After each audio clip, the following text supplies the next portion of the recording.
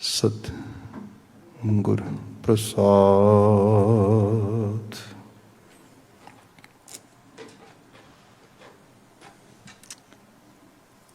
तैंडी बंदिश मैं कोई ना डिठा, तू नानक मन पहाना, कोल कुम्हाई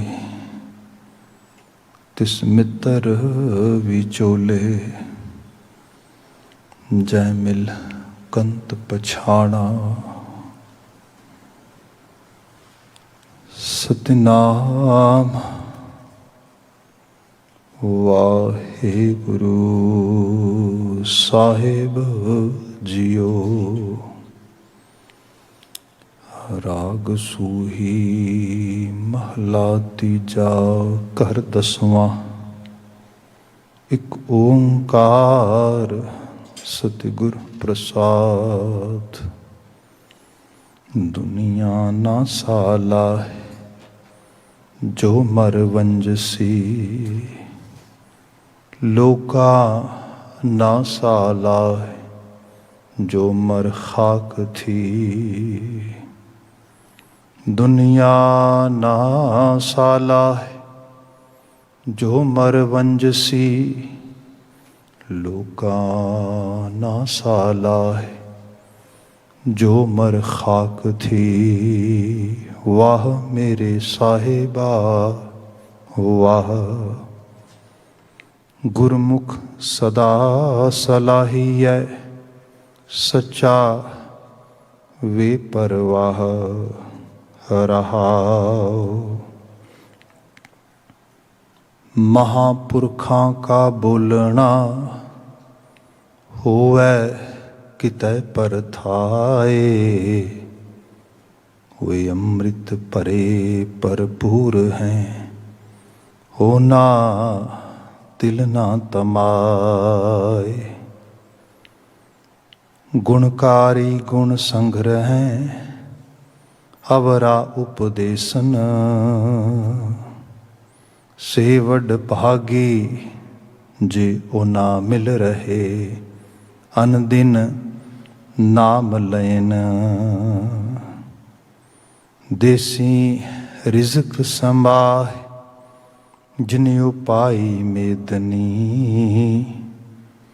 एको है दातार सच्चा आप तनी, सो सच तेरे नाल है, गुरमुख नदर निहाल। आपे बख्शे मेल लय, सो प्रभ सदा संभाल। आपे बख्शे मेल लय, सो प्रभ सदा संभाल। वाहिगुरु जी का खालसा, वाहिगुरु जी की फतेह। जुगो जुग अटल शब्द सतगुरु धन धन गुरु ग्रंथ साहिब जी। गुरु पातशाह दे हजूर टल दी शाम हाजरीन सतसंगत जीओ। गुरु शब्द नाल सांझ पाण दा ये सुभाग है। अहो भागी हाँ जो लड़ीवार गुरबाणी व्याख्या हो रही है। सूही राग दा गुरु अमरदास पातशाह द्वारा उचरित किया लमेरा शब्द, जो अक्सर आप हुक्मनामे विच भी सुनते हो, वो सानू प्राप्त आ। कोई ये 34 पदे ने, जिन्हें एक बंद बा बंद लाइन बा लाइन असी विचारते हाँ। जिथों तक विचारते हुए पहुँचे हाँ 7 नंबर पदा बनता है। अज 8 नंबर पदे तो कुछ अगलियां लाइनां 17 जिहड़ियां ने उन्होंने असी समझांगे। एक सरसरी नज़र, जस्ट एक you can say just a glance, just a very small look at. वाह मेरे साहिबा वाह, गुरमुख सदा सलाही है, सच्चा वे परवाह रहा। वाह मेरे साहिबा वाह। बड़ी सिंपल जी गल है इस लैवल ते कि वड्या अकाल पुरख वाहिगुरू नूं be thankful toward Waheguru ji, be grateful toward Waheguru ji. तो उहदे लई बंदा कहेगा भी how I can show my gratitude toward Akal Purakh जी। सो गुरबाणी वर्गी रचना पढ़ोगे, गुरबाणी का पढ़ना, गुरबाणी का गाउना सुनना, ये उहदी वाह वाही है, ये वड्याई है उहदी असल विच। सो यही भगती है। मतलब इहो जे शब्द अल्फाज हरफ अखर लगातार पढ़ने सुनने समझने जिन्हां दे नाल तुसी जिहड़ी इस मदर नेचर नूं बिल्ड करने वाली असल क्रिएटर शक्ति है जिहड़ी वो एग्जिस्टेंस आ, तुसी उहदे नाल अपने आप नूं कोरिलेट कर सको, उहदे नाल सांझ पा सको। तो उहदे लई गुरु साहब ने इत्थे बड़ी एक्सट्रीम लैवल दे वाह, मतलब बड़ा जिथे कहा जाए कि वर्ड्स भी बड़े छोटे रह जाते हैं इस किस्म की बात करदे होए रहाओ का पता दिता है सानूं। हुण जो बचन विचारदे होए जिथे असीं पहुंचे हाँ, 8 नंबर पता है, महापुरखां का बोलना होवै कितै परथाए। आपां बाणी नूं गुरु कहने आ, बाणी नूं गुरु रूप विच पढ़दे आ, मत्था टेकदे आ। जदों बाणीकार बाणी प्रोड्यूस कर रहे सीगे, when they were writing this बाणी, producing this बाणी, the same time people were asking so many questions. We can see actually in the history. And there was very simple question toward Guru Sahib or Bhagat Sahiban. Why are you writing it? What's the main motive behind it? Then what they answered that time, it's also mentioned in Guru Granth Sahib. We can see the Bani in the Bani. जिवें simple level ते मैं तुहानूं कुछ example देना। बाबा जी नूं अज भी पूछिए, बाबा जी बाणी काहदे वास्ते है? तो बचन असीं पढ़दे आ, महाराज कहंदे कि ये जिहड़ी महापुरखां दी बाणी है, क्योंकि महापुरख मीन बाणीकार जिन्हां ने बाणी रची है, ये उन्होंने उच्चरित क्यों की है? इसदा मुख रूप विच ये है कि एक तो सब लई सांझी है, दूसरा जिहड़ा परपज़ इहदे विच ये है, प्रथाए साखी महापुरख बोल दे, सांझी सगल जहाने। प्रथाए साखी, साखी का मतलब असीं कई वारी कहानी भी ले लेना, पर इत्थे साखी का मतलब हैगा शिक्षा, एजुकेशन। तुहानूं एजुकेट करने वास्ते, सिक्खित करने वास्ते, तुहानूं तालीमाफ्ता करने वास्ते, तुहानूं दस्सण वास्ते, मानवता के कल्याण हित उन्हां नूं समझाउण वास्ते।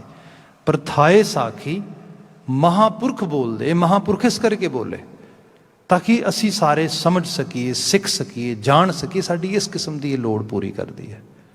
सो ये जिहड़ा महापुरखां दा बोलना आ, एक तो सभे सांझीवाल वास्ते हैगा, सरबत वास्ते हैगा। प्रथाए साखी महापुरख बोलदे, सांझी सांझी सगल सारे जहान लई सांझी है। तुसीं लिटरली शब्द पढ़दे हो, खत्री ब्राह्मण सूद वैस उपदेश चौं वर्णा को सांझा। No one can claim it's only for me or it's only for this particular actually caste or this particular race. No. Bani is giving a message for each and everyone as a human. सो उस रूप विच जिहड़ा महापुरख वो बोल बोले, उन्होंने इस किस्म के उपदेश दिते। फिर सिक्ख्यात्मक पक्ष जिहड़ा इहदे विच जे आपां लिटरली तौर पर देखिए, साडा खाना पीना रहना सौना सब कुछ असी मतलब सीखना आ, समझना आ। जे सारे दे विच स्पिरिचुअलिटी इनवॉल्व हो जाए, मतलब खाना तो है ही है ना, पाना भी है, हंडाना भी है। जिस एक अध्यात्मी पक्ष तो एक रूहानी साइड तो आ जाइए इस सारे दे अंदर, mean we live our day to day life, but when we live our life we actually go through with the day-to-day situations. In those situations we can engage ourselves with this world, but at the same time the real existence which is living in this world too, जिहड़ी एक असल हस्ती जोत रूप विच वध रस रही है चार चपेरे, असीं उहदे नाल अंगेज हो जाइए।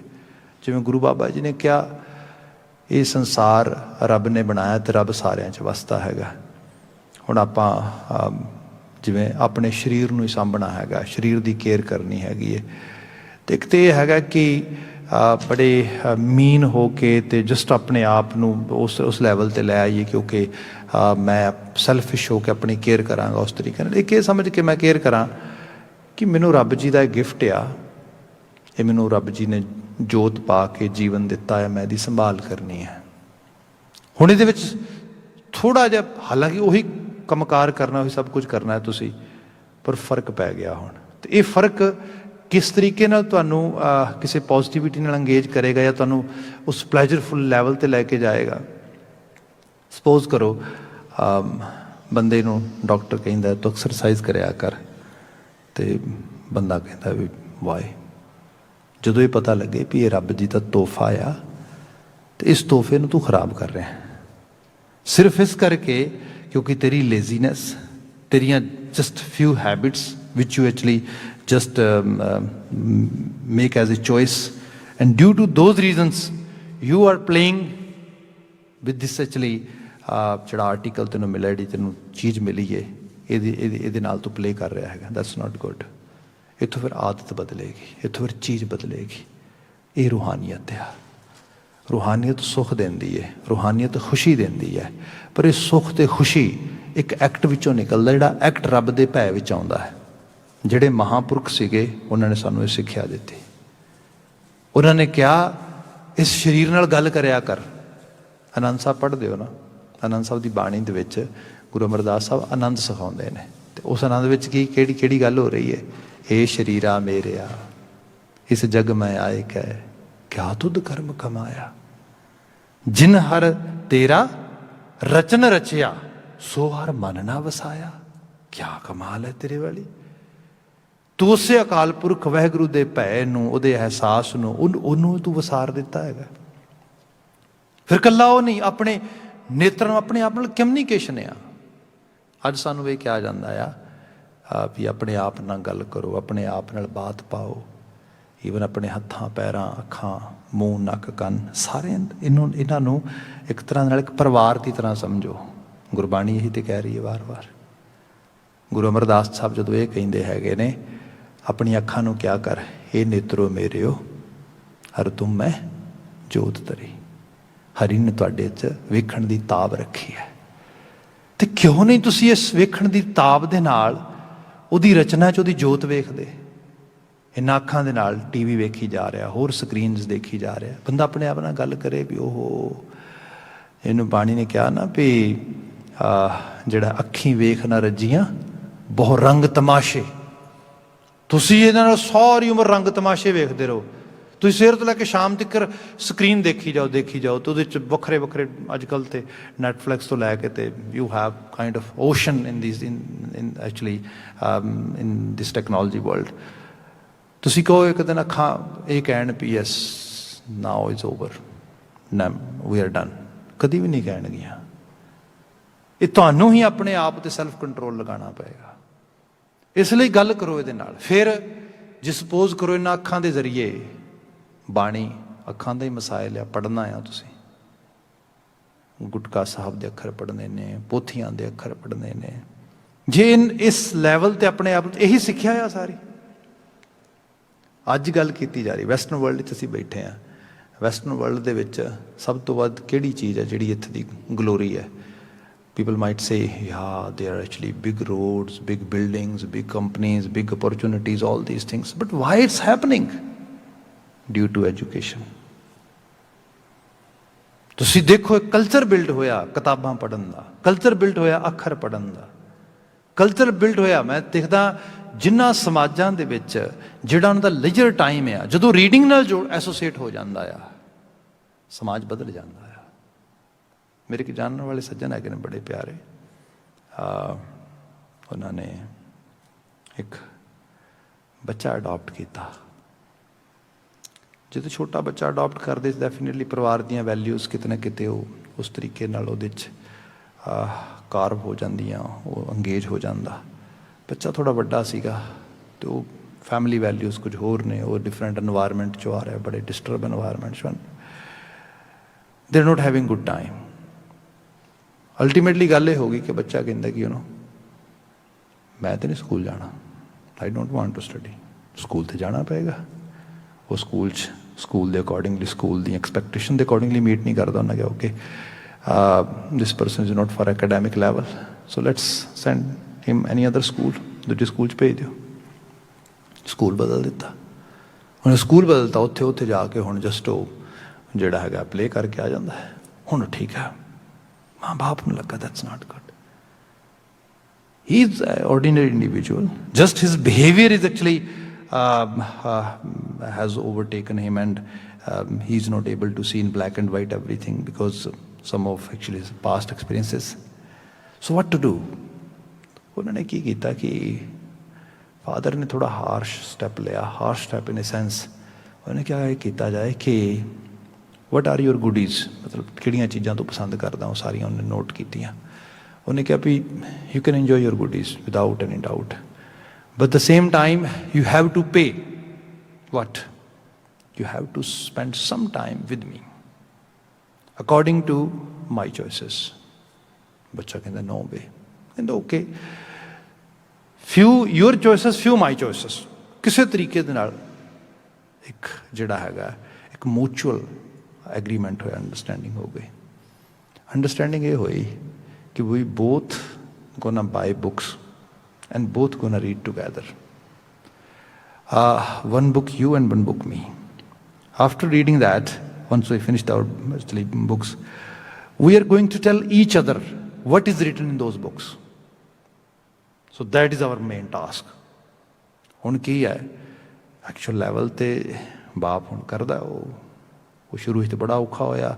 ਸ਼ੁਰੂ 'ਚ ਉਹ ਕਹੇ ਕਿ ਮੈਂ 4 ਬੁੱਕਾਂ ਪੜ੍ਹਤੀਆਂ, ਇਹ ਜਨਾਬ ਇੱਕ ਵੀ ਨਹੀਂ ਪੜ੍ਹੀ ਹਲੇ। ਹੌਲੀ ਹੌਲੀ ਕਰਕੇ ਕਿਸੇ ਬੁੱਕ ਨੇ ਹੁੱਕ ਕਰ ਲਿਆ, 2 3 4 5 7। ਆਪ ਹੈਰਾਨ ਹੋਵੋਗੇ, ਬੱਚੇ ਨੂੰ ਐਸਾ ਅੰਗੇਜ ਕੀਤਾ, ਮਤਲਬ ਉਹ ਪਹਿਲਾਂ ਫਿਕਸ਼ਨ ਵਿੱਚੋਂ ਫਿਰ ਹੌਲੀ ਹੌਲੀ ਸਾਇੰਟੀਫਿਕ ਸਾਈਡ 'ਤੇ ਆ ਗਿਆ। ਫਿਰ ਕਰਦਿਆਂ now he is reading totally actually he is reading is totally on different level. ਹੁਣ ਨੂੰ ਅਹਿਸਾਸ ਹੋ ਗਿਆ ਵੀ ਉਹ ਮਾਈਂਡ ਬਲੋਇੰਗ ਆ ਤੇ ਕੁਛ ਵੀ ਨਹੀਂ ਜਿਹੜਾ ਸਾਰਾ ਕੁਝ ਕੰਪਿਊਟਰ ਤੇ ਦੇਖ ਰਿਹਾ ਵਾਂ ਜਾਂ ਮੈਂ ਹੋਰ ਕਿਤੇ ਟੀਵੀ ਸਕਰੀਨ ਵਗੈਰਾ ਦੇਖ ਰਿਹਾ। ਐਕਚੁਅਲ ਲੈਵਲ ਤੇ books are the actually they are the kind of it's river of freedom, river of actually prosperity, river of everything. So I really want to actually go with this flow. ਹੁਣ ਆਹ ਜਿਹੜਾ ਰੂਪ ਆ ਗੁਰੂ ਗ੍ਰੰਥ ਸਾਹਿਬ ਨੂੰ ਲਿਖ ਕੇ, ਗੁਰਬਾਣੀ ਨੂੰ ਪ੍ਰਚਾਰ ਕੇ, ਗੁਰਬਾਣੀ ਨੂੰ ਪ੍ਰਸਾਰ ਕੇ ਗੁਰੂ ਬਾਬਾ ਜੀ ਨੇ ਕੀ ਕੀਤਾ? ਮਹਾਂਪੁਰਖ ਸਾਨੂੰ ਕੀ ਸਿਖਾ ਰਹੇ ਨੇ? ਜਿਸ ਸਮਾਜ ਦੇ ਵਿੱਚ ਕਾਲਾ ਅਕਸ਼ਰ ਭੈਂਸ ਬਰਾਬਰ, ਜਿੱਥੇ ਇਹ ਸੀਗਾ ਕਿ ਲੈ ਇਹਨਾਂ ਅੱਖਰਾਂ ਤੋਂ ਕੀ ਲੈਣਾ ਹੈਗਾ, ਇਹ ਪੜ੍ਹ ਕੇ ਕੀ ਕਰਾਂਗੇ, ਜਿੱਥੇ ਇਹ ਨਹੀਂ ਪਤਾ ਕਾਗਜ਼ ਕੀ ਹੁੰਦਾ। ਤੁਸੀਂ ਸ਼ਾਇਦ ਦੇਖਿਆ ਹੋਏਗਾ ਕਿ ਹਜੇ ਤੱਕ ਵੀ ਸਾਡੇ ਰਹਿਤਨਾਮੇ 'ਚ ਬਕਾਇਆ ਤੌਰ 'ਤੇ ਗੱਲ ਲਿਖਿਆ ਕਿ ਇਹ ਮਨਮਤ ਹੈ। ਪਰ ਤੁਸੀਂ ਕਦੀ ਪਿੰਡਾਂ ਦੇ ਬਜ਼ੁਰਗਾਂ ਨੂੰ ਇੱਥੇ ਕੈਨੇਡਾ 'ਚ ਵੀ I have seen few cases ਆਉਂਦੇ ਪਿੱਛੇ ਆ ਕੇ ਰਮਾਲਾ ਸਾਹਿਬ ਐਵੇਂ ਚੱਕ ਕੇ ਇਸ ਤਰੀਕੇ ਨਾਲ ਦੇਖ ਕੇ ਤੇ ਦਰਸ਼ਨ ਕਰ ਲਏ ਗੁਰੂ ਬਾਬਾ ਜੀ ਦੇ। ਕਾਗਜ਼ ਦੇ ਦਰਸ਼ਨ ਗੁਰੂ ਬਾਬਾ ਜੀ ਦੇ ਦਰਸ਼ਨ ਨਹੀਂ ਹੈਗੇ, ਬਾਣੀ ਦੇ ਦਰਸ਼ਨ ਗੁਰੂ ਬਾਬਾ ਜੀ ਦੇ ਦਰਸ਼ਨ ਨੇ। ਤੇ ਬਾਣੀ ਦੇ ਦਰਸ਼ਨ ਜਿਹੜੇ ਨੇ ਇਹ ਪੜ੍ਹ ਕੇ, ਬੋਲ ਕੇ, ਉਚਾਰ ਕੇ, ਸੁਣ ਕੇ ਨੇ।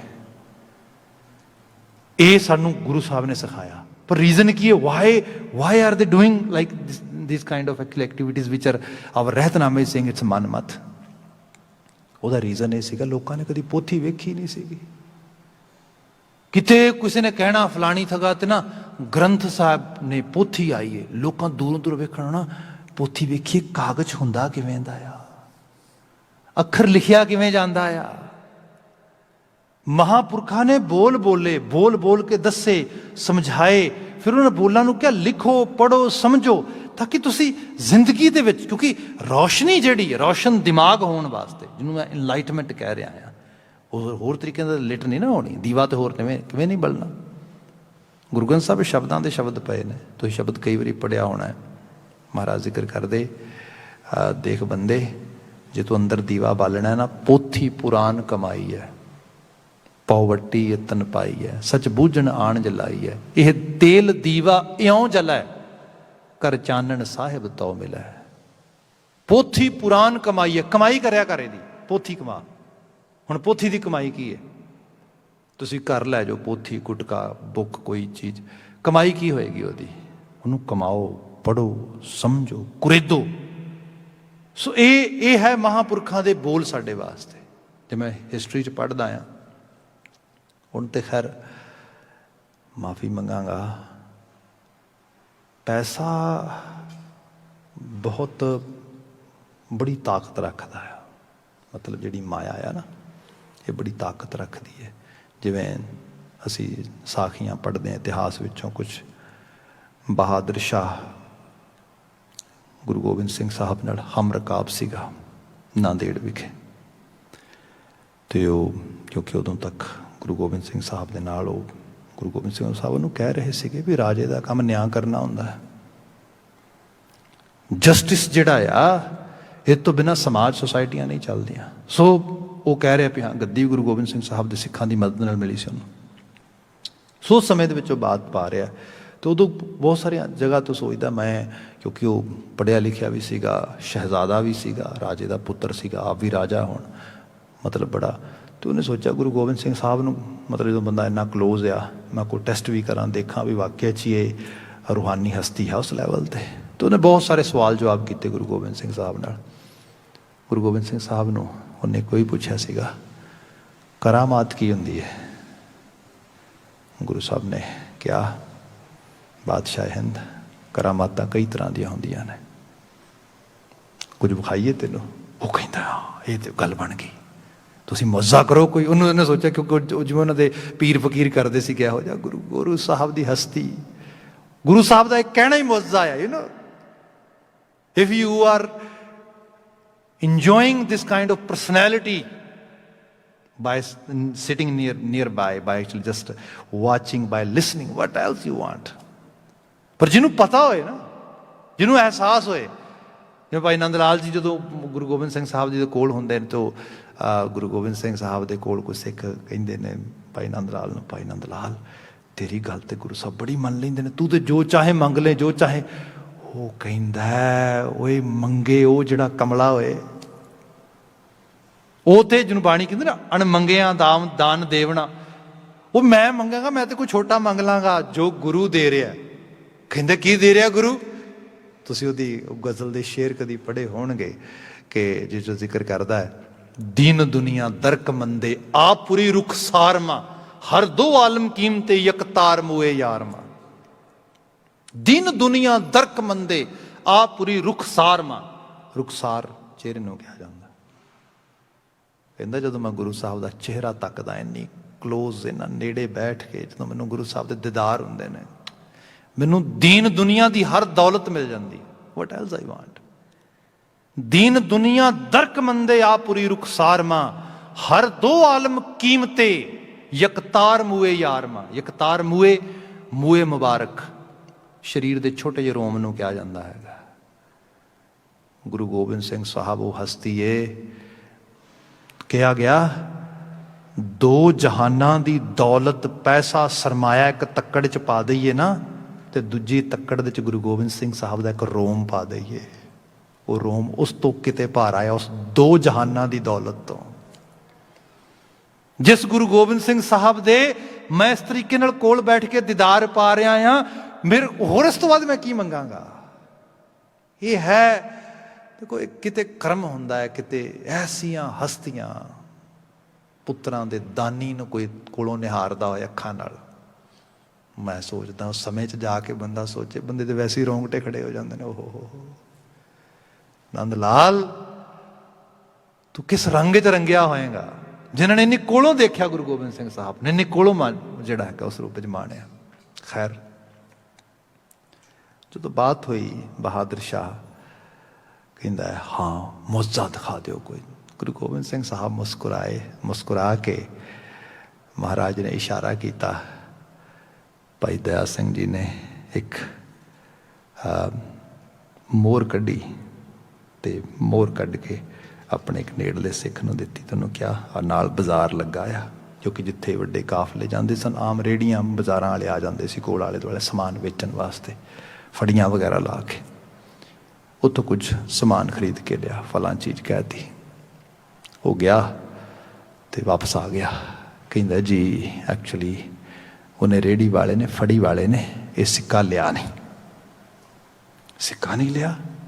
बहादुर शाह कहता मैनू दिखाओ, क्यों नहीं लिया, इवें किवें हिम्मत की उन्हें, सिक्का देखा, कहता हाँ हाँ, कहता सिक्का नहीं सी चलना। क्यों नहीं सी चलना? क्योंकि ये सिक्के ते मोहर नहीं लगी सरकारी। लो मेरे कोल ही है, उन्हें अपने दीवान नूं बुलाया, सरकारी मोहर उस वक्त जी वो उत्ते लगाई, खिंच के जोर लगाया गर्म करके, कहता हुण चलेगा। गुरु गोबिंद सिंह साहब हस के कहन लगे समझ गया करामात? कहता जी किहड़ी करामात? साहब कहते आही करामात है, पैसा करामात है, ये पावर करामात है। जेड़ा काम आम करके नहीं हुंदा, मनी टॉक्स, पैसा दो हो जाता।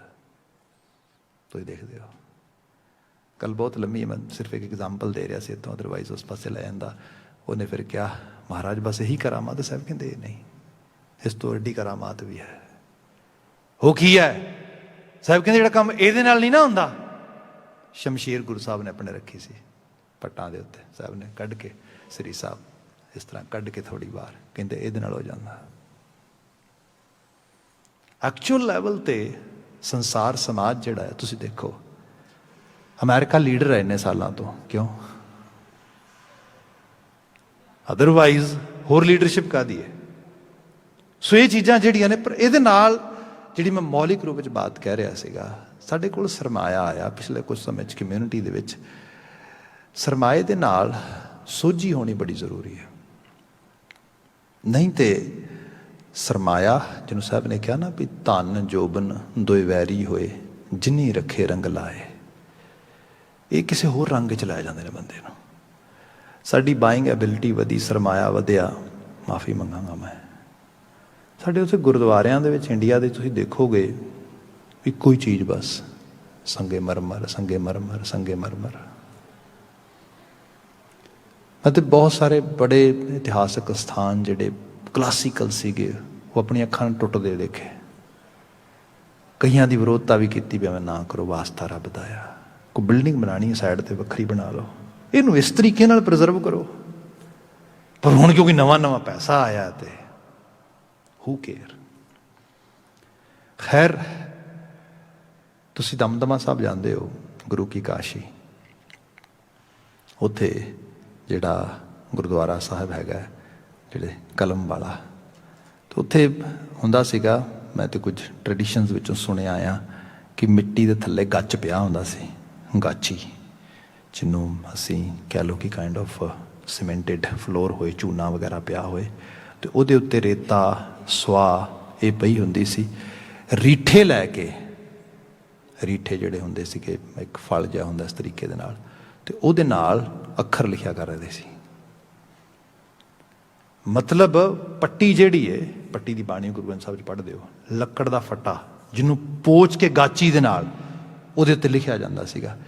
ਇਹ ਤੇ ਉਹਨਾਂ ਕੋਲ ਸੀ ਜਿਨ੍ਹਾਂ ਕੋਲ ਅਫੋਰਡੇਬਿਲਟੀ ਸੀ ਉਸ ਪੱਟੀ ਨੂੰ ਕਢਵਾ ਕੇ ਇਸ ਤਰੀਕੇ ਨਾਲ ਕਿਸੇ ਚੰਗੇ ਜਿਹੜਾ ਕਾਰੀਗਰ ਤੋਂ ਕੋਲ ਰੱਖਣ ਦੀ। ਜਿਨ੍ਹਾਂ ਲੋਕਾਂ ਦੇ ਕੋਲ ਗਾਚੀ ਮਿੱਟੀ ਜਿਹੜੀ ਸੀਗੀ ਉਹ ਲਿਆਉਣ ਦੀ ਅਫੋਰਡੇਬਿਲਟੀ ਨਹੀਂ ਸੀ, ਪੱਟੀ ਉਸ ਰੂਪ ਵਿੱਚ ਲੈਣ ਦੀ ਅਫੋਰਡੇਬਿਲਟੀ ਨਹੀਂ ਸੀ, ਉਹਨਾਂ ਨੂੰ ਅੱਖਰ ਕਿਵੇਂ ਪੜ੍ਹਾਇਆ ਜਾਏਗਾ? ਗੁਰੂ ਅੰਗਦ ਸਾਹਿਬ ਥੱਲੇ ਜ਼ਮੀਨ ਤੇ ਗੱਚ ਵਿਛਾ ਕੇ ਇਸ ਤਰੀਕੇ ਨਾਲ ਡਾਢੇ ਫਲੋਰ ਦੇ ਉੱਤੇ ਰੇਤਾ ਜਿਹੜਾ ਹੈਗਾ ਸਾਹ ਸੱਟ ਕੇ ਰੀਠਿਆਂ ਦੇ ਨਾਲ ਅੱਖਰ ਲਿਖਾਉਂਦੇ ਰਹੇ। ਇਹ ਹੈ ਤੇ ਗੁਰੂ ਬਾਬਾ ਜੀ ਦੀ ਬਾਣੀ ਪੜ੍ਹੋ। ਮਹਾਰਾਜ ਕਹਿੰਦੇ ਜਿੱਥੇ ਸਾਨੂੰ ਸ਼ਬਦ ਕਹੇ ਅੱਖਰੀ ਨਾਮ ਅੱਖਰੀ ਸਾਲਾ, ਦੂਰ ਨਾ ਜਾਈਏ ਇਹਨਾਂ ਤੋਂ, ਇਹਨਾਂ ਬਿਨਾਂ ਕੋਈ ਨਹੀਂ ਤੇਰਾ ਹੋਣਾ, ਇਹਨਾਂ ਬਿਨਾਂ ਤੇਰੇ ਕੋਲ ਨਾਮ ਨਹੀਂ ਆਉਣਾ। ਸਾਨੂੰ ਸਮਝਾਇਆ ਗਿਆ ਅੱਖਰ ਮਹਿਤਰੀ ਭਵਨ ਪ੍ਰਭ ਧਾਰੇ, ਅੱਖਰ ਕਰ ਕਰ ਵੇਦ ਵਿਚਾਰੇ, ਅੱਖਰ ਸਿਮਰਤ ਸ਼ਾਸਤਰ ਵਖਿਆਨਾ। ਹਕੀਕਤ ਇਹ ਹੈ ਅੱਖਰਾਂ ਦੀਆਂ ਪੌੜੀਆਂ ਚੜ੍ਹ ਹੌਲੀ ਹੌਲੀ ਕਰਕੇ ਤਾਂ ਕਿਤੇ ਪਹੁੰਚੇਗਾ। ਜਿੱਥੇ ਗੁਰੂ ਸਾਹਿਬ ਦੀ ਬਾਣੀ 'ਚ ਭਗਤ ਕਬੀਰ ਦੇ ਸ਼ਬਦ ਪੜ੍ਹਦੇ ਆ, ਜਹ ਬੋਲ ਤਹ ਅੱਛਰ ਆਵਾ, ਜਿੱਥੇ ਬੋਲ ਨੇ ਅਲਫਾਜ਼, ਅਲਫਾਜ਼ਾਂ ਨੂੰ ਜੇ ਅੱਖਰ ਮਿਲ ਜਾਣ ਤੇ ਉਹ ਬੋਲ ਅਮਰ ਹੋ ਜਾਂਦੇ ਨੇ। ਮਹਾਂਪੁਰਖਾਂ ਨੇ ਆਪਣੇ ਅਲਫਾਜ਼ਾਂ ਨੂੰ ਜਿਹੜਾ ਹੈਗਾ ਆਪਣੇ ਬੋਲਾਂ ਨੂੰ ਅੱਖਰ ਦੇ ਦਿੱਤੇ, ਅਮਰ ਕਰ ਦਿੱਤੇ। ਅੱਜ ਗੁਰੂ ਨਾਨਕ ਸਾਹਿਬ ਦੀ ਇਹ ਸ਼ੁਕਰਗੁਜ਼ਾਰੀਅਤ ਆ ਸਾਡੇ ਕੋਲ ਭਗਤ ਰਵਿਦਾਸ ਜੀ ਦੀ ਅਥੈਂਟਿਕ ਬਾਣੀ ਹੈ, ਭਗਤ ਕਬੀਰ ਜੀ ਦੀ ਅਥੈਂਟਿਕ ਬਾਣੀ ਹੈ, ਭਗਤ ਨਾਮਦੇਵ ਜੀ ਦੀ। ਸਮਾਂ ਹੋ ਰਿਹਾ, ਮੈਂ ਕੋਈ ਐਗਜ਼ਾਮਪਲ ਕਰਕੇ ਫਿਰ ਬਚਨ ਨੂੰ ਵਾਈਂਡ ਅਪ ਕਰਦਾ। ਜਦੋਂ 400 ਸਾਲਾ ਗੁਰੂ ਗ੍ਰੰਥ ਸਾਹਿਬ ਦਾ ਪਹਿਲਾ ਪ੍ਰਕਾਸ਼ ਪੁਰਬ ਆਇਆ ਨਾ 2004 ਦੇ ਵਿੱਚ, ਅਤੇ ਉਦੋਂ ਐਕਚੁਅਲੀ ਅਸੀਂ ਸਹੀ, ਮਾਫੀ ਚਾਹਾਂਗਾ, ਸਹੀ ਰੂਪ ਵਿੱਚ ਅਸੀਂ ਦੱਸ ਵੀ ਨਹੀਂ ਪਾਏ ਸਾਡੇ ਕੋਲ ਹੈ ਕੀ ਹੈ, ਜਿਹੜਾ ਖਜ਼ਾਨਾ ਗੁਰੂ ਸਾਹਿਬ ਸਾਨੂੰ ਦੇ ਕੇ ਗਏ, ਕਿਉਂਕਿ ਸਾਨੂੰ ਖੁਦ ਨੂੰ ਨਹੀਂ ਪਤਾ ਇਹਦੇ ਬਾਰੇ। ਉਸ ਵਕਤ ਕਿਸੇ ਨੇ ਐਡਵਾਈਜ਼ ਕੀਤਾ, ਉਹ ਇਹ ਜਿਹੜੀ ਮਲਟੀਕਲਚਰਲਿਜ਼ਮ ਦੀ ਗੱਲ ਹੁੰਦੀ ਹੈ ਅੱਜ ਕੱਲ੍ਹ, ਜਿਹੜੀ ਸੈਕੂਲਰਿਜ਼ਮ ਦੀ ਗੱਲ ਹੁੰਦੀ ਹੈ, ਸਾਂਝੀਵਾਲਤਾ ਦੀ ਗੱਲ ਹੁੰਦੀ ਹੈ, ਉਹ ਤੁਸੀਂ ਤੇ ਕਰਨਧਾਰ ਹੋ ਇਹਦੇ, ਤੁਹਾਡਾ ਤੇ ਗ੍ਰੰਥ ਸਾਹਿਬ ਇਹ ਸਾਰੇ ਨੂੰ ਰਿਪਰੈਜ਼ੈਂਟ ਕਰ ਰਿਹਾ। ਹੁਣ ਮੌਕਾ ਬਣਿਆ, ਤੁਸੀਂ ਇੱਕ ਕੰਮ ਕਰੋ, ਇਹ ਦਰਬਾਰ ਸਾਹਿਬ ਦੀ ਜਿਹੜੀ ਰਚਨਾ ਇੱਥੇ ਪ੍ਰਕਾਸ਼ਿਤ ਕੀਤੀ ਗਈ, ਜਿਹੜਾ ਪ੍ਰਕਾਸ਼ ਹੋਇਆ ਇੱਥੇ ਪਹਿਲੀ ਵਾਰ, ਇਸ ਦੇ ਵਿੱਚ 35 ਮਹਾਂਪੁਰਖਾਂ ਦੀ ਰਚਨਾ ਆ, ਤੇ ਉਹ ਵੱਖਰੇ ਵੱਖਰੇ ਇਲਾਕੇ ਤੋਂ ਬੋਲੀਆਂ ਦੇ ਨਾਲ ਵੱਖਰੇ ਵੱਖਰੇ ਸੱਭਿਆਚਾਰਾਂ ਦੇ ਵਿੱਚੋਂ ਆ ਰਹੇ ਨੇ ਸਾਰੇ ਦੇ ਸਾਰੇ। ਕਿਉਂ ਨਹੀਂ ਇੱਕ ਕੰਮ ਕਰਦੇ, ਜਿੱਥੋਂ ਜਿੱਥੋਂ ਬਿਲੋਂਗ ਕਰਦੇ ਨੇ ਉੱਥੋਂ ਉੱਥੋਂ ਇੱਕ ਇੱਕ ਜਿਹੜੀ ਹੈਗੀ ਹੈ ਸ਼ੋਭਾ ਯਾਤਰਾ ਅੰਮ੍ਰਿਤਸਰ ਨੂੰ ਕੱਢੀ ਜਾਏ, ਮੈਸੇਜ ਆਏਗਾ ਲੋਕਾਂ ਦੇ ਵਿੱਚ। ਇਹ ਕਿਉਂ ਨਿਕਲ ਰਹੀ ਹੈ ਭਾਈ, ਦੱਸਿਆ ਜਾਏਗਾ, ਕਿਉਂਕਿ ਇੱਥੋਂ ਦੇ ਵਸਨੀਕ, ਇੱਥੋਂ ਦੇ ਰਹਿਣ ਵਾਲੇ, ਇੱਥੋਂ ਦੇ ਜੰਪਲ, ਇੱਥੋਂ ਦੀ ਬੋਲੀ ਬੋਲਣ ਵਾਲੇ, ਹਸਤੀ ਦਾ ਬਚਨ ਬੋਲ ਜਿਹੜੇ ਨੇ ਉਹ ਕਦੀ ਅੰਮ੍ਰਿਤਸਰ ਦਰਬਾਰ ਸਾਹਿਬ ਦੇ ਵਿੱਚ ਉੱਥੇ ਪ੍ਰਕਾਸ਼ਿਤ ਹੋਏ ਸੀਗੇ, ਅੱਜ ਵੀ ਜਿਹੜੇ ਪ੍ਰਿਜ਼ਰਵ ਪਏ ਨੇ। ਉਹਦੇ 'ਚ ਇੱਕ ਜਿਹੜੀ ਹੈ ਸ਼ੋਭਾ ਯਾਤਰਾ ਮਰਾਠਵਾੜੇ ਤੋਂ ਨਿਕਲਣੀ ਸੀਗੀ, ਭਗਤ ਨਾਮਦੇਵ ਜੀ ਦੇ ਜੱਦੀ ਇਲਾਕੇ ਤੋਂ। ਜਦੋਂ ਉੱਥੇ ਪਹੁੰਚੇ, ਕੁਝ ਜਿਹੜਾ ਹੈਗਾ SGPC ਦੇ ਅਹੁਦੇਦਾਰ ਤੇ ਸਾਰਾ ਇੰਤਜ਼ਾਮ ਕਰ ਰਹੇ, ਤੇ ਉਸ ਵਕਤ ਮਨੋਹਰ ਜੋਸ਼ੀ CM ਸੀਗਾ ਮਹਾਰਾਸ਼ਟਰ ਦਾ। ਉਹਨੂੰ ਪਤਾ ਲੱਗਾ, ਕਮਾਲ ਹੋ ਗਈ, why are Sikhs interested actually in our Marathi devotee? Why are they actually doing something for Bhagat Namdev ji? ਉਹਨੇ ਬਕਾਇਦਾ ਤੌਰ 'ਤੇ ਬੁਲਾ ਲਿਆ, ਮੀਟਿੰਗ ਕੰਡਕਟ ਹੋਈ ਵੀ ਸੀ ਇੱਥੋਂ, ਕਿਉਂਕਿ ਸਰਕਾਰੀ ਕੁਝ ਹੁਕਮ ਵੀ ਸੀ ਉੱਧਰੋਂ ਗੌਰਮੈਂਟ ਦੇ, ਪੰਜਾਬ ਗੌਰਮੈਂਟ ਦੇ ਕੁਝ ਉਸ ਤਰੀਕੇ ਨਾਲ। ਅਤੇ ਉਹ ਪੁੱਛਦਾ ਵੀ ਤੁਸੀਂ ਕਿਉਂ ਕਰਨਾ ਚਾਹੁੰਦੇ ਹੋ ਸਾਰਾ ਕੁਛ? ਅਤੇ ਬਾਤ ਸ਼ਾਇਦ ਸਰੂਪ ਸਿੰਘ ਅਲੱਗ ਨੇ ਲਿਖੀ, ਅਤੇ ਉਹ ਕਹਿੰਦਾ ਸੀ, ਉਹਨੂੰ ਕਿਹਾ ਕਿ ਗੱਲ ਇਹ ਹੈਗੀ ਵੀ ਤੁਸੀਂ ਤਾਂ ਸਿਰਫ ਨਾਂ ਹੀ ਲੈਂਦੇ ਹੋ, ਸਾਡੇ ਕੋਲ ਤਾਂ ਸਾਰੀ ਧਰੋਹਰ ਉਹਦੀ ਹੈ। ਉਹ ਕਹਿੰਦਾ ਕਿਵੇਂ ਹੋ ਸਕਦਾ, ਇਹ ਮਹਾਰਾਸ਼ਟਰ ਇੱਥੇ, ਪੰਜਾਬ ਉੱਥੇ, ਅਤੇ ਤੁਸੀਂ ਮਤਲਬ ਸਿੱਖਾਂ ਨੇ ਇਸ ਤਰੀਕੇ ਨਾਲ। ਖੈਰ ਗੱਲ ਮੁੱਕਦੀ ਇੱਥੇ ਆਈ ਵੀ ਆਪਣੇ ਤੁਸੀਂ ਕਿਸੇ ਵੀ ਬੰਦੇ ਨੂੰ ਪੁੱਛੋ ਵੀ ਜੇ ਭਗਤ ਨਾਮਦੇਵ ਜੀ ਦੀ ਅਥੈਂਟਿਕ ਰਚਨਾ ਰਾਈਟਿੰਗਸ ਪੜ੍ਹਨੀਆਂ ਹੋਣ ਤੇ ਕਿੱਥੇ ਪੜ੍ਹਾਂਗੇ? ਜਦੋਂ ਇਹ ਗੱਲ ਹੋਈ, ਉਹ ਮੰਨਣ ਦੇ ਨਾ ਆਵੇ, ਉਹਨੇ ਆਪਣੇ ਚੀਫ ਸੈਕਟਰੀ ਨੂੰ ਬੁਲਾ ਲਿਆ, ਇੱਕ ਦੋ ਨੂੰ ਹੋਰ ਬੁਲਾਇਆ, ਗੱਲਬਾਤ ਇਸ ਤਰੀਕੇ ਦੀ ਚੱਲੀ ਜਿੱਥੋਂ ਤੱਕ ਮੈਨੂੰ ਜਿਹੜੀ ਇਨਫੋਰਮੇਸ਼ਨ ਮੇਰੀ। ਅਖੀਰ ਉਹਨਾਂ ਨੇ ਆਪਣੇ ਯੂਨੀਵਰਸਿਟੀ ਦੇ ਸ਼ਾਇਦ ਕਿਸੇ ਲੈਂਗੁਇਸਟਿਕ ਡਿਪਾਰਟਮੈਂਟ ਦੇ ਬੰਦੇ ਨੂੰ ਕਾਲ ਕਰਕੇ ਪੁੱਛਿਆ ਵੀ ਆ ਸਾਰਾ ਕੁਝ, ਬੰਦੇ ਬੁਲਾ ਲਏ, ਅਤੇ ਉਹਨੂੰ ਪੁੱਛਦਾ ਵੀ ਓਕੇ, ਜੇ ਆਪਣੀ ਭਗਤ ਨਾਮਦੇਵ ਜੀ ਅਥੈਂਟਿਕ ਸਕ੍ਰਿਪਚਰ ਹੈ, ਉਹਨਾਂ ਦੀ ਰਾਈਟਿੰਗਸ ਪੜ੍ਹਨੀਆਂ ਹੁਣ ਕਿੱਥੇ ਪੜ੍ਹਾਂਗੇ? ਅਤੇ ਉਹ ਕਹਿੰਦਾ ਜੀ ਇਹਨਾਂ ਕੋਲ ਨੇ, ਇਸ਼ਾਰਾ ਕਰਕੇ ਇਹਨਾਂ ਦੇ ਗ੍ਰੰਥ ਸਾਹਿਬ ਵਿੱਚ। ਉਹ ਕਹਿੰਦਾ ਰੀਅਲੀ, ਜਿਹੜਾ ਤੁਸੀਂ ਅੰਮ੍ਰਿਤਸਰ ਉੱਥੇ ਪ੍ਰਕਾਸ਼ਿਤ ਕੀਤਾ ਉਹਦੇ ਵਿੱਚ? ਕਹਿੰਦੇ ਨਹੀਂ ਜੀ, ਦੁਨੀਆ ਦੇ ਕਿਸੇ ਵੀ ਖਿੱਤੇ ਕੋਨੇ ਦੇ ਵਿੱਚ ਜਿੱਥੇ ਗ੍ਰੰਥ ਸਾਹਿਬ ਪ੍ਰਕਾਸ਼ਿਤ ਹੈ। ਉਹ ਕਹਿੰਦੇ ਇੱਥੇ ਜਿਹੜੇ ਗੁਰਦੁਆਰਾ ਬੰਬਈ ਦੇ ਵਿੱਚ, ਖਾਰ ਦੇ ਵਿੱਚ, ਉਹਦੇ ਵਿੱਚ ਵੀ? ਕਹਿੰਦਾ ਜਿੱਥੇ ਮੈਂ ਕਿੰਨੀ ਵਾਰੀ ਗਿਆ, ਕਹਿੰਦਾ ਹਾਂਜੀ ਉਹਦੇ ਵਿੱਚ ਵੀ, ਉੱਥੇ ਵੀ ਐਗਜ਼ੈਕਟਲੀ ਉਹ ਰਚਨਾ ਰਚੀ ਪਈ ਹੈ। ਹਕੀਕਤ ਇਹ ਹੈ, ਇਹ ਮਹਾਂਪੁਰਖਾਂ ਦਾ ਬੋਲਣਾ ਜਿਹੜਾ ਆ ਸਾਂਝੀਵਾਲਤਾ ਦਾ ਪ੍ਰਤੀਕ ਹੈ, ਅੱਖਰ ਗਿਆਨ ਦਾ ਪ੍ਰਤੀਕ ਹੈ। ਇਹ ਬੋਲ ਸੰਭਾਲੇ ਨੇ ਉਸ ਰੂਪ ਦੇ ਵਿੱਚ। ਇੱਥੇ ਗੁਰੂ ਅਮਰਦਾਸ ਸਾਹਿਬ ਨੇ ਕਿਹਾ, ਮਹਾਂਪੁਰਖਾਂ ਕਾ ਬੋਲਣਾ ਹੋਵੇ ਕਿਤੇ ਪ੍ਰਥਾਏ। ਐਵੇਂ ਨਹੀਂ ਗਾਏ, ਜਿਹਨੂੰ ਬਾਬਾ ਕਬੀਰ ਜੀ ਨੇ ਕਿਹਾ ਸੀ ਨਾ ਵੀ ਲੋਕੀ ਕਈ ਵਾਰੀ ਆਉਂਦੇ ਬਨਾਰਸ ਦੇ ਵਿੱਚ, ਉਹ ਕਬੀਰ ਤੇਰੀਆਂ ਨਾ ਕਵਿਤਾਵਾਂ ਬਹੁਤ ਵਧੀਆ ਹੁੰਦੀਆਂ ਨੇ, ਤੂੰ ਕੋਈ 2-4 ਸਾਨੂੰ ਨਾ ਆਪਣੇ ਤੂੰ ਹੀ ਬੋਲ ਸੁਣਾ, ਕੋਈ ਕਵਿਤਾ ਕਹਿ ਕਦੀ ਸੁਣਾ, ਅਸੀਂ ਕਵਿਤਾ ਸੁਣਨੇ, ਜਿਵੇਂ ਆਮ ਲੋਕੀ ਸ਼ਾਇਰਾਨਾ ਪੱਖ ਤੋਂ ਸ਼ਾਇਰਾਂ ਵਗੈਰਾ ਕੋਲ ਸੁਣ ਲਈ ਜਾਂਦੇ ਨੇ। ਬਾਬਾ ਕਬੀਰ ਜੀ ਦੀ ਲਿਟਰਲੀ ਬਾਣੀ 'ਚ ਬਚਨ ਨੇ, ਲੋਕ ਜਾਣੈ ਇਹ ਗੀਤ ਹੈ, ਇਹ ਤੋਂ ਬ੍ਰਹਮ ਵਿਚਾਰ। ਉਹ ਦੁਨੀਆ ਦੇ ਲੋਕੋ, ਇਹ ਗੀਤ ਨਹੀਂ ਗੇ, ਇਹ ਉਹ ਨਹੀਂ ਗੇ ਜੋ ਤੁਸੀਂ ਸਮਝ ਰਹੇ ਹੋ, ਇਹ ਤੇ ਬ੍ਰਹਮ ਵਾਰਤਾ ਆ, ਇਹ ਤੇ ਕਿਸੇ ਪ੍ਰਥਾਏ ਹੈ, ਤੁਹਾਡੇ ਜੀਵਨ ਨੂੰ ਸੰਭਾਲਣ ਸੁਧਾਰਨ ਉਹਦੇ ਵਾਸਤੇ ਹੈ। ਸੋ ਬਚਨ ਆਇਆ, ਮਹਾਂਪੁਰਖਾਂ ਕਾ ਬੋਲਣਾ ਹੋਵੇ ਕਿਤੇ ਪ੍ਰਥਾਏ। ਉਹ ਅੰਮ੍ਰਿਤ ਭਰੇ ਭਰਪੂਰ ਹੈ, ਉਹ ਅੰਮ੍ਰਿਤ ਭਰੇ ਆਤਮਿਕ ਜੀਵਨ ਦੇ ਪਿਆਲੇ ਭਰੇ ਹੋਏ ਨੇ। ਹੁਣ ਸਪੋਜ਼ ਕਰੋ ਜਿਸ ਬੰਦੇ ਨੂੰ ਪਤਾ ਨਹੀਂ ਗਾ, ਸਪੋਜ਼ ਜਿਹਨੇ ਕਦੀ ਔਰੰਜ ਨਹੀਂ ਖਾਧਾ, ਅਤੇ ਉਹਦੇ ਕੋਲ ਤੁਸੀਂ ਔਰੰਜ ਲੈ ਜਾਓ, ਉਹਨੂੰ ਕਹੋ ਕਿ ਆਹ ਔਰੰਜ ਹੈਗਾ, ਤੇ ਉਹ ਦੇਖੀ ਜਾਏ ਵੀ ਇਹ ਮੈਨੂੰ ਕਿਹਾ ਸੀਗਾ ਕਿ ਇਹਦੇ 'ਚ ਕੁਝ ਰਸ ਆ ਕੁਛ ਆ, ਤੇ ਉਹ ਆਲੇ ਦੁਆਲੇ ਦੇਖੀ ਜਾਏ ਵੀ ਰਸ ਵਗੈਰਾ ਤੇ ਹੈ ਨਹੀਂ ਗਾ, ਇਹ ਤੇ ਜਸਟ ਇੱਕ ਬॉल ਜੀ ਹੈਗੀ ਇਸ ਤਰੀਕੇ ਨਾਲ। ਉਹਨੂੰ ਕਿਹਾ ਵੀ ਰਸ ਹੈ ਇਹਦੇ ਵਿੱਚ, ਇਹਨੂੰ ਤੂੰ ਕੁਰੇਦ, ਛਿੱਲ ਇਹਨੂੰ। ਜਦੋਂ ਛਿੱਲੇਗਾ ਫਿਰ ਉਸ ਤੋਂ ਬਾਅਦ ਵਿੱਚ ਛੋਟੀਆਂ ਛੋਟੀਆਂ ਫਾੜੀਆਂ ਨਿਕਲਣਗੀਆਂ। ਜੇ ਸਹੀ ਰੂਪ ਵਿੱਚ ਦੇਖਿਆ ਜਾਏ ਨਾ ਤੇ ਮਦਰ ਨੇਚਰ ਨੇ ਜਿਵੇਂ ਔਰੰਜ ਦਾ ਫਲ ਆ ਇਸ ਤਰ੍ਹਾਂ ਜਾਣੋ ਇੱਕ ਵੱਡੀ ਪੈਕਿੰਗ ਕੀਤੀ ਹੈ, ਉਸ ਤੋਂ ਬਾਅਦ ਫਿਰ ਉਹਦੇ 'ਤੇ ਬਹੁਤ ਸਾਰੀਆਂ ਲਿਸ਼ਜ਼ ਜਿਹੜੇ ਸੇਬੇ ਜਿਹੇ ਵਲੇਟੇ ਨੇ, ਫਿਰ ਸੇਬਿਆਂ ਤੋਂ ਬਾਅਦ ਛੋਟੀਆਂ ਛੋਟੀਆਂ ਫਾੜੀਆਂ ਨੇ, ਛੋਟੀ ਫਾੜੀ ਕੱਢੋ, ਫਿਰ ਉਹਨੂੰ ਫਾੜੀ ਨੂੰ ਆਰਾਮ ਨਾਲ ਪਾੜੋਗੇ, ਉਹਦੇ 'ਚ ਬਹੁਤ ਛੋਟੇ ਛੋਟੇ ਜਿਹੜੇ ਹੁੰਦੇ ਨੇ ਜਿਸ ਤਰੀਕੇ ਦੇ ਨਾਲ ਮਨੋਕੂਲਸ ਹੁੰਦੇ ਨੇ, ਉਸ ਤਰੀਕੇ ਨਾਲ ਇੱਕ ਛੋਟਾ ਜਿਹਾ ਜਿਹੜਾ ਹੈਗਾ ਕਿ ਛੋਟੀ ਜਿਹੀ ਪੋਕਟ ਬਣਾਈ, ਉਸ ਪੋਕਟ ਥੋੜ੍ਹਾ ਜਿਹਾ ਰਸ ਪਾਇਆ ਆ, ਉਹ ਵਿਟਾਮਿਨ ਸੀ ਹੈ। ਉਹ ਅਸਲ ਦੇ ਵਿੱਚ ਉਹ ਸਿਟਰਾਜਿਨ ਦਾ ਐਸਿਡ ਆ ਜਿਹੜਾ ਤੁਹਾਡੇ ਵਾਸਤੇ ਬੈਨੀਫੀਸ਼ੀਅਲ ਹੈ, ਤੁਹਾਡੇ ਵਾਸਤੇ ਫਾਇਦੇਮੰਦ ਹੈ, ਤੁਹਾਨੂੰ ਕੁਝ ਭਲਾ ਕਰ ਸਕਦਾ ਤੁਹਾਡਾ। ਪਰ ਉਹਨੂੰ ਲੈਣ ਦੀ ਜਾਚ ਆਵੇ ਬੰਦੇ ਨੂੰ, ਉਹ ਲਏਗਾ ਤਾਂ ਜਦੋਂ ਸਾਰਿਆਂ ਨੂੰ ਛਿੱਲੇਗਾ, ਵਿੱਚ ਉਸ ਤਰੀਕੇ ਨਾਲ ਕੱਢੇਗਾ, ਕੱਢ ਕੇ ਪ੍ਰੋਪਰਲੀ ਉਹਨੂੰ ਜਿਹੜਾ ਹੈਗਾ ਇਨਟੇਕ ਕਰੇਗਾ। ਤੇ ਐਗਜ਼ੈਕਟਲੀ ਗ੍ਰੰਥ ਸਾਹਿਬ ਵਰਗੇ ਬੋਲ ਇਹ ਰਚਨਾ ਹੈ, ਅੰਮ੍ਰਿਤ ਨਾਲ ਭਰੇ ਹੋਏ ਬੋਲ ਨੇ, ਇਹ ਬਚਨ ਨੇ। ਪਰ ਇਹਨਾਂ ਨੂੰ ਪੜ੍ਹੋਗੇ, ਸਮਝੋਗੇ, ਜਜ਼ਬ ਕਰੋਗੇ ਅੰਦਰ। ਗੁਰੂ ਸਾਹਿਬ ਦਾ ਬਚਨ ਉਹ ਅੰਮ੍ਰਿਤ ਭਰੇ ਭਰਪੂਰ ਹੈ। ਤੇ ਫਿਰ ਜਿਨ੍ਹਾਂ ਰਚਨਾ ਰਚੀ, ਜਿਨ੍ਹਾਂ ਸਭ ਇਸ ਸੰਸਾਰ ਦੇ 'ਚ ਉਪਦੇਸ਼ ਚਲਾਇਆ, ਉਹਨਾਂ ਤਿਲ ਨਾ ਤਮਾਏ, ਉਹਨਾਂ ਨੂੰ ਕੋਈ ਤਮਾ ਨਹੀਂ ਗੇ। ਅੱਜ ਬੰਦਾ ਮਾੜਾ ਜਿਹਾ ਵੀ ਕੋਈ ਛੋਟਾ ਮੋਟਾ ਕੰਮ ਕਰਦੇ ਨਾ ਤੇ ਸਭ ਤੋਂ ਪਹਿਲਾਂ ਕਹਿੰਦਾ ਵੀ ਮੇਰਾ ਤੇ ਨਾਂ ਲਿਖੋ ਇੱਥੇ ਕਿਤੇ ਵੱਡਾ ਸਾਰਾ, ਤੇ ਨਾਂ ਵੀ ਲਿਖਿਓ ਵਡਿਆ ਕੇ, ਕੋਈ 2-4 ਵੱਡੇ ਲਕਬ ਅੱਗੇ ਪਿੱਛੇ ਹੋਣ, ਐਡਜੈਕਟਿਵਸ ਹੋਣ ਵੀ ਇਹ ਫਲਾਂ ਤੇ ਫਲਾਂ ਤੇ ਫਲਾਂ ਉਸ ਰੂਪ ਦੇ ਵਿੱਚ। ਬਾਣੀਕਾਰਾਂ ਦਾ ਜ਼ਿਕਰ ਮਿਲਦਾ ਜ਼ਰੂਰ ਬਾਣੀ ਦੇ ਵਿੱਚ ਉਹਨਾਂ ਦੇ ਨਾਵਾਂ ਦੇ ਨਾਲ, ਪਰ ਕਿਵੇਂ ਮਿਲਦਾ ਆ? ਭਾਰਤੀ ਖਿੱਤੇ ਦੇ ਵਿੱਚ ਜਾਤੀ ਸੂਚਕ ਲਫ਼ਜ਼ ਯੂਜ਼ ਕਰਨੇ, ਮਤਲਬ ਜ਼ਾਤ ਤੋਂ ਆਵਾਜ਼ ਦੇਣੀ। ਉੱਚੀ ਜਾਤ ਵਾਲਾ ਤੇ ਗੁਮਾਨ ਨਾਲ ਕਹਿੰਦਾ ਵੀ ਮੈਂ ਤੇ ਬੜੀ ਉੱਚੀ ਜਾਤ ਹੈ ਮੇਰੀ। ਹਾਲਾਂਕਿ ਗੁਰਬਾਣੀ ਨੂੰ ਪੜ੍ਹੀਏ ਤਾਂ ਗੁਰਬਾਣੀ ਜ਼ਿਕਰ ਕਰਦੀ ਹੈ ਕਿ ਜ਼ਾਤ ਕਾ ਗਰਬ ਨਾ ਕਰ ਮੂਰਖ ਗਵਾਰਾ, ਵੀ ਜਿਹੜਾ ਬੰਦਾ ਇਹ ਕਹਿੰਦਾ ਨਾ ਵੀ my last name is that big and I have that kind of, ਮਤਲਬ ਮਹਾਰਾਜ ਕਹਿੰਦੇ ਉਦੋਂ ਮੂਰਖ ਕੋਈ ਨਹੀਂ ਹੈਗਾ। ਉਹ ਬੰਦੇ ਗੁਣ ਤੇ ਅੱਗੇ ਗੁਣਾਂ ਦੀ ਗੱਲ ਹੈ ਇਸੇ ਸ਼ਬਦ ਦੇ ਵਿੱਚ, ਪਰ ਇਹਦੀ ਬਾਤ ਹੋਈ। ਹੁਣ ਇੱਕ ਤੇ ਪਹਿਲੀ ਗੱਲ ਇਹ ਹੈ। ਦੂਸਰਾ, ਜਿਵੇਂ ਕਈ ਵਾਰੀ ਇਹ ਕਿਹਾ ਜਾਂਦਾ ਹੈਗਾ ਬ੍ਰਾਹਮਣਿਜ਼ਮ ਨੂੰ ਪ੍ਰਮੋਟ ਕਰਨ ਵਾਲੇ ਲੋਕ ਇਹ ਕਹਿੰਦੇ, ਕਿਉਂਕਿ ਨਾ ਜਿਹੜੇ ਭਗਤ ਸੀਗੇ, ਜਿਹੜੇ ਖਾਸ ਕਰਕੇ ਜਿਵੇਂ ਗੁਰੂ ਗ੍ਰੰਥ ਸਾਹਿਬ ਵਿੱਚ ਮੋਸਟਲੀ ਭਗਤ ਹੈਗੇ ਨੇ, ਉਹ ਕਿਸੇ ਇਨਫੀਰੀਅਰ ਕੰਪਲੈਕਸ ਵਿੱਚੋਂ ਆ ਰਹੇ ਸੀਗੇ, ਤੇ ਇਨਫੀਰੀਟੀ ਜਿਹੜੀ ਤੁਹਾਨੂੰ ਛੱਡ ਨਹੀਂ ਪਾਏ, ਤੇ ਇਸ ਕਰਕੇ ਸ਼ਾਇਦ ਉਹਨਾਂ ਨੇ ਸਭ ਕੁਝ ਇਸ ਲੈਵਲ ਤੇ ਕੀਤਾ।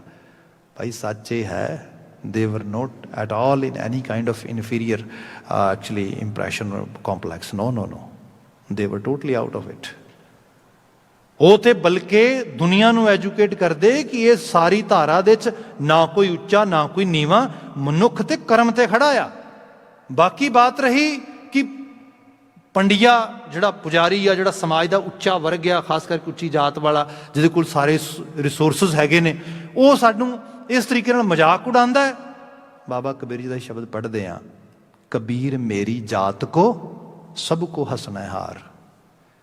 ਮੇਰੀ ਜ਼ਾਤ ਦਾ ਨਾਂ ਲੈ ਕੇ ਲੋਕ ਹੱਸਦੇ, ਲੋਕੀ ਚੁਟਕਲੇ ਸੁਣਾਉਂਦੇ, ਲੋਕੀ ਇਸ ਕਿਸਮ ਦੀਆਂ ਜਿਹੜੀਆਂ ਨੇ ਟਾਂਕਾਂ ਕੱਛਦੇ, ਤੇ ਉਹ ਬਾਬਾ ਕਬੀਰ ਜੀ ਕਹਿੰਦੇ ਮੈਨੂੰ I don't mind at all, ਬਲਕਿ ਮੈਨੂੰ ਇਸ ਗੱਲ ਦਾ ਗੁਮਾਨ ਆ ਕਿ ਮੈਂ ਐਟਲੀਸਟ ਤੁਹਾਡੇ ਵਰਗਾ ਮੂਰਖ ਨਹੀਂ ਹੈਗਾ, ਤੁਹਾਡੀ ਸ਼੍ਰੇਣੀ 'ਚ ਨਹੀਂ ਖੜਾ ਜਿੱਥੇ ਬੰਦੇ ਨੂੰ ਇਹ ਨਹੀਂ ਪਤਾ ਕੀ ਕਰਨਾ ਚਾਹੀਦਾ ਕੀ ਨਹੀਂ ਕਰਨਾ ਚਾਹੀਦਾ। ਕਿਆ ਕਬੀਰ ਮੇਰੀ ਜ਼ਾਤ ਕੋ ਸਭ ਕੋ ਹੱਸਣਾ ਹਾਰ, ਬਲਿਹਾਰੀ ਇਹ ਜਾਤ ਕੋ ਜਿਹ ਜਪਿਓ ਸਿਰਜਣਹਾਰ। ਜਿਹਦੇ ਵਿੱਚ ਜਨਮ ਲੈ ਕੇ ਮੈਂ ਸਿਰਜਣਹਾਰ ਨੂੰ ਜਪਿਆ। ਇੱਥੇ ਬਚਨ ਆਇਆ ਹੈ ਤਿਲ ਨਾ ਤਮਾਏ, ਉਹਨਾਂ ਨੂੰ ਕੋਈ ਤਮਾ ਨਹੀਂ। ਬਾਬਾ ਕਬੀਰ ਜੀ ਨੇ ਰਚਨਾ ਰਚੀ ਇਸ ਕਰਕੇ ਨਹੀਂ ਰਚੀ ਕਿ ਕੋਈ ਮੇਰਾ ਨਾਮ ਹੋਏਗਾ ਇਸ ਤਰੀਕੇ ਨਾਲ, ਇਸ ਕਰਕੇ ਰਚੀ ਲੋਕਾਂ ਨੂੰ ਇਸ ਸੱਚ ਤੋਂ ਸਮਝ ਲੱਗੇਗੀ। ਤੇ ਉਹੋ ਜਿਹਾ ਜੀਵਨ ਆਪ ਜੀਆ, ਆਪਣੇ ਆਪ ਨੂੰ ਜੀ ਕੇ ਦੂਜਿਆਂ ਵਾਸਤੇ, ਜਿਹਨੂੰ ਅਸੀਂ ਬਚਨ ਪੜ੍ਹਦੇ ਨਾ, ਆਪ ਜਪੈ ਅਵਰੈ ਨਾਮ ਜਪਾਏ। ਗੁਰੂ ਅਰਜਨ ਸਾਹਿਬ ਦਾ ਸੰਦੇਸ਼ ਅਸੀਂ ਪੜ੍ਹਦੇ ਹਾਂ, ਮਹਾਰਾਜ ਕਹਿੰਦੇ ਜਿਹੜੇ ਜਨ ਨੇ, ਜਿਹੜੇ ਮਹਾਂਪੁਰਖ ਨੇ, ਜਿਹੜੇ ਐਵੇਂ ਦੀ ਬਾਣੀ ਰਚਦੇ, ਇਹੋ ਜਿਹੀ ਜਿਹੜਾ ਹੈਗਾ ਆਈਡੀਅਲ ਜੀਵਨ ਜਾਚ ਸਾਡੇ ਵਾਸਤੇ ਪ੍ਰਗਟਾਉਂਦੇ, ਉਹਨਾਂ ਦਾ ਮੁੱਖ ਕਾਰਨ ਕੀ ਹੈਗਾ? ਮਹਾਰਾਜ ਕਹਿੰਦੇ ਜਨ ਆਵਨ ਕਾ ਇਹ ਸੁਭਾਓ, ਜਨ ਕੈ ਸੰਗ ਚਿਤ ਆਵੈ ਨਾਉ, ਸੱਚੇ ਆਪ ਮੁਕਤ ਕਰੈ ਸੰਸਾਰ। ਉਹਨਾਂ ਨੂੰ ਹੋਰ ਕੋਈ ਤਮਾ ਨਹੀਂ ਗੀ, ਉਹਨਾਂ ਨੂੰ ਤਮਾ ਇਹੀ ਹੈ ਮੰਨੈ ਤਰੈ ਤਾਰੈ ਗੁਰਸਿੱਖ। ਉਹਨੇ ਆਪ ਉਸ ਉਪਦੇਸ਼ ਨੂੰ ਪੜ੍ਹ ਕੇ ਸਮਝ ਕੇ ਸੁਣ ਕੇ ਤਰਨਾ ਕੀਤਾ, ਦੂਜੇ ਨੂੰ ਤਰਨ ਵਾਸਤੇ ਪ੍ਰੇਰਨਾ ਦੇ ਰਿਹਾ, ਉਹਦੀ ਬਾਂਹ ਫੜ ਰਿਹਾ ਹੈਗਾ। ਇਹੋ ਜਿਹੇ ਬਚਨ ਇਹੀ ਹੈ। ਇਹਨਾਂ ਬਚਨਾਂ ਨੂੰ ਪੜ੍ਹ ਕੇ what else we can say except one word, वाह मेरे साहिबा वाह, ਇਹ ਮੇਰੇ ਸਾਹਿਬ ਵਾਹ, ਤੇਰੀ ਵਡਿਆਈ ਜਿੰਨੀ ਕਰਾਂਗੇ ਥੋੜੀ ਹੈ। ਇੱਥੇ ਸਮਾਪਤੀ ਕਰਦੇ ਹਾਂ, ਸਮਾਂ ਹੋ ਗਿਆ। ਭੁੱਲਾਂ ਗਲਤੀਆਂ ਨਾ ਚਤਾਰਿਓ ਜੀ। ਵਾਹਿਗੁਰੂ ਜੀ ਕਾ ਖਾਲਸਾ, ਵਾਹਿਗੁਰੂ ਜੀ ਕੀ ਫਤਿਹ।